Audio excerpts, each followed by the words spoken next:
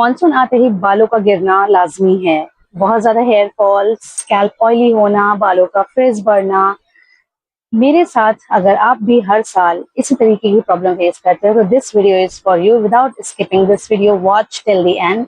I am going to give you a very useful routine in this video, and if you follow this routine for the only 15 days, you will see changes in your hair fall routine. Can you see this and can you believe this, guys? This is my real hairs. Yes, जी हाँ, ये मेरे रोज बाल इतने झड़ते हैं and that's why मेरे बालों की ये हालत हो गई है। एक तो प्रेगनेंसी के बाद वैसे भी सबके बाल झड़ते ही झड़ते हैं। दूसरा थिंग ये है कि ये मॉनसून का एक गिफ्ट है आप लोगों को, या मुझे, या हम सबको। सो हम आज बात करने वाले हैं इस वीडियो में हमें इससे कैसे छुटकारा पाना है। एक क्वेश्चन है, ठीक है, हेयर फॉल क्यों बढ़ता है? तो पहले हम एक मिथ क्लियर करते हैं। मिथ क्लियर करना ये है कि क्या सिर्फ बारिश का पानी ही हमारे बालों को गिराने में हेल्प करता है? मतलब कि सिर्फ एक यही सोर्स है जिससे हमारे बाल सारे झड़ जाते हैं? तो इट्स अ मिथ। ओके, ये मिथ है। जी हाँ, मैं इसे कह रही हूँ कि ये सिर्फ झूठ है, ऐसा कुछ नहीं होता है।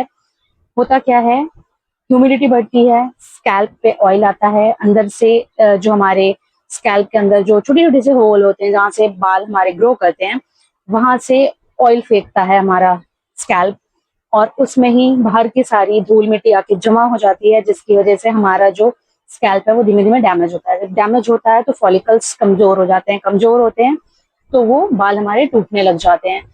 बारिश में स्पेशली आप लोगों को अपने स्कैल्प को बहुत अच्छे से क्लीन रखना है। अगर आपका ऑलरेडी स्कैल्प ऑयली है तो आप रेगुलर हेयर वॉश करिए, इससे कोई प्रॉब्लम नहीं होगा। बट आपको कुछ चीजें ध्यान रखनी है, वो मैं आगे वीडियो में बताती हूँ। जब धूल, पसीना और आपका हेयर ऑयल जो मतलब आपके अंदर से प्रोड्यूस हो रहा है, वो सब एक साथ मिक्स हो जाते हैं तो आपके स्कैल्प में इचिंग होने लगती है, डैंड्रफ बनता है।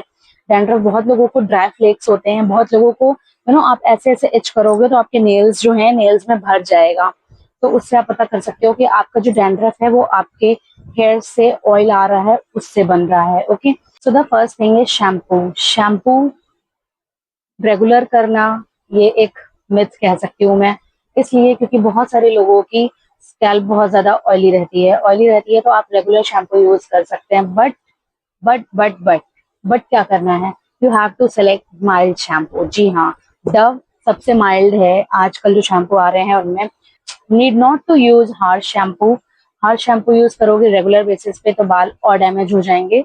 इसको यूज कर सकते हो इफ आपका स्कैल्प ऑयली फील कर रहा है। जैसे आज आपने शैम्पू किया, कल सुबह आप उठे, आपका स्कैल्प फिर से ऑयल फील कर रहा है, तो आप इससे आप शैम्पू कर सकते हैं। मैं इसे रेकमेंड कर रही हूँ। इसका मतलब ये नहीं कि आपने 1 लीटर वाली या 650 ml वाली बॉटल लेके रख लिया और देन आपने शैम्पू किया तो आपके सारे बाल झड़ गए या आपको सूट नहीं किया।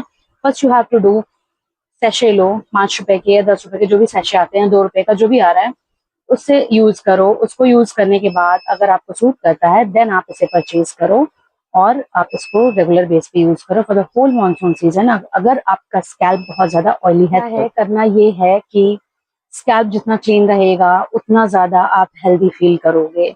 चिप होगा, डर्ट होगा, ऑयल होगा, स्वेट होगा, सब आपस में मिक्स हो जाएंगे। डैंड्रफ बनना ही बनना है, डैंड्रफ बनना है तो हेयर फॉल होगा ही होगा। So moving on to the next step which is oiling. Oiling कैसे करनी है? ऑयलिंग का कोई प्रोसेस नहीं है, बट हाँ कुछ चीजें हैं जो आप फॉलो करोगे तो आपके लिए बहुत अच्छा रहेगा। अगर आपका स्कैल्प ऑलरेडी ऑयली है, ये मेरी स्पेशली मेरे कुछ जानकार लोगों के लिए है, आई होप वो लोग समझ रहे होंगे, मैं उनको समझा रही हूँ। मेरी सिस्टर जो है मुझसे छोटी, उसकी भी स्कैल्प बहुत ज्यादा ऑयली है, उसके बाद भी वो भर भर के तेल लगा लेती है। मैं उसको अक्सर करके डांटती हूँ, ऐसा नहीं करना है। अगर ऑयल अंदर से प्रोड्यूस हो रहा है then you need not to put more oil on your scalp, understand? ऐसा कुछ भी नहीं करना है। अच्छे से वॉश करो। अगर आज फील हो रहा है, अभी फील हो रहा है ऑयल, तो अभी जाके ना बाथ लो और क्या कहते हैं, या नहाओ, अपना बाल धो, अच्छे से वॉश करो।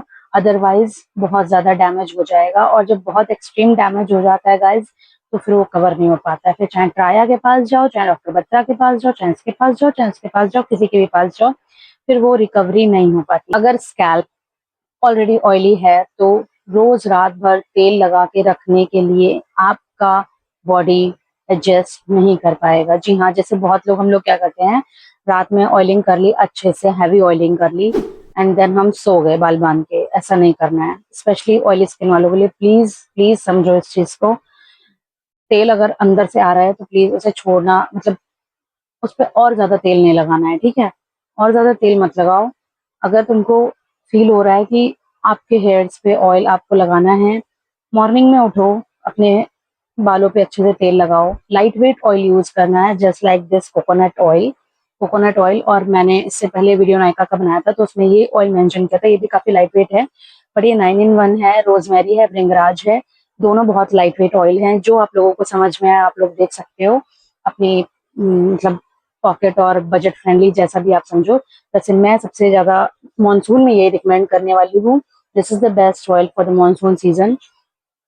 एंड इसको लगाओ 30 to 60 मिनट्स। आप अपना टाइम रिड्यूस कर दो मानसून सीजन में ऑयलिंग करने के लिए, और उसके बाद उसको छोड़ दो चम्पी करके अपनी स्कैल्प पे। अगर बहुत ज्यादा ऑयल है तो स्कैल्प पे ना लगा के सिर्फ लेंथ में अपने ऑयल लगाओ। एंड आफ्टर दैट 30 मिनट और 60 मिनट आप हेयर वॉश कर लो। हेयर वॉश कर लो अच्छे से and then you are good to go. आपका scalp clean, hairs clean. Oil हमारा थर्ड पॉइंट है जो कि है फेस। फेस कैसे कंट्रोल करें, ये देखिए मेरे भी बाल इस समय बहुत ज्यादा फेस हैं, क्योंकि लास्ट हेयर वॉश में मैंने सीरम नहीं लगाया, क्योंकि मेरे बेटे ने ड्रेसिंग पर से सीरम कहीं दाएं बाएं कर दिया तो मुझे मिला नहीं, तो मैंने नहीं लगाया। अदरवाइज मैं हमेशा हेयर वॉश के बाद सीरम जरूर अप्लाई करती हूँ। आप लोगों को क्या करना है, फेस कैसे कंट्रोल होगा? शैम्पू करके आए जल्दी जल्दी, और हमने ऐसे ऐसे करके किसी भी कपड़े से या टॉवल से अपने बालों को रगड़ के उनकी बैंड बजा दी, ठीक है? Stop that. Just take a cotton towel और कॉटन टी शर्ट जो आपके घर में बेकार पड़ी हो। ये मेरा बेकार है, सो जस्ट मैंने ये एग्जांपल देने के लिए आप लोगों को यूज किया है। And just do like this only, okay? Just fold your hairs inside this towel or t-shirt, whatever you are using, and just dab dab। क्योंकि कॉटन के कपड़े की खासियत ही यही होती है कि वो आपका सारा वाटर एब्जॉर्ब कर लेगा, ठीक है? स्वेट सारा एब्जॉर्ब कर लेता है। समर्स में लोग कॉटन वेयर करते हैं तो आपने देखा होगा उनका सारा स्वेट एब्जॉर्ब हो जाता है, तो ये इस कपड़े की खासियत है। या तो आप माइक्रोफाइबर के टॉवल यूज कर सकते हैं फेस को कंट्रोल करने के लिए। रगड़ना, झटकना जैसे मम्मी लोग करती थी पुराने जमाने में, ऐसा कुछ भी नहीं करना है। तब के खान पान में और अब के खान पान में जमीन आसमान का अंतर है। बाल बहुत सीवियर डैमेज हो जाएंगे गाइस, उसके बाद रिकवरी नहीं हो पाएगी।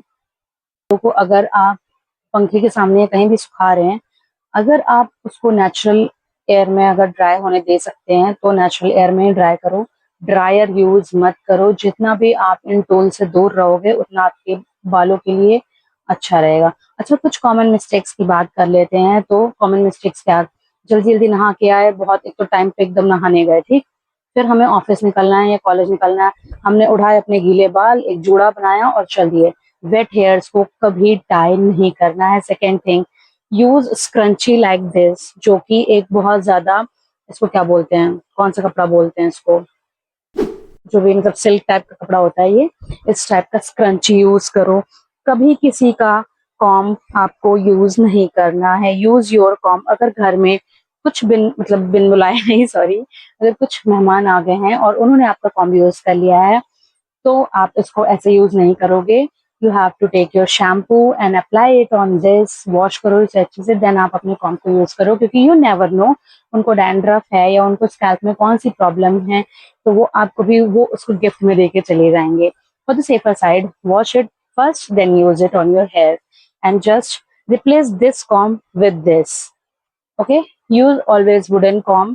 ये आपके हेयर्स में स्टैटिक कम क्रिएट करता है, जिससे आपके बाल कम टूटते हैं एंड फिर अच्छे से कंट्रोल हो सकता है इससे।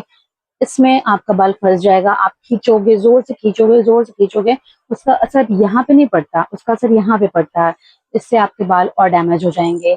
हैवी ऑयलिंग नहीं करनी है, स्पेशली आपकी जब ऑलरेडी ऑयली स्कैल्प है तब। मॉनसून सीजन में आपका हेयर केयर रूटीन सही होना बहुत इंपॉर्टेंट है, रेदर देन एक्सपेंसिव वन। अगर आपको ये वीडियो अच्छी लगी हो और आप चाहते हैं नेक्स्ट वीडियो में स्किन केयर रूटीन मॉनसून के अकॉर्डिंग लेके आऊं, तो प्लीज कमेंट सेक्शन में स्किन लिख देना। And if you like this video then do like, share and subscribe to my YouTube channel. I hope ये सारी चीजें आपके लिए हेल्पफुल रहेंगी। एंड मिलते हैं नेक्स्ट वीडियो में। Till then bye bye.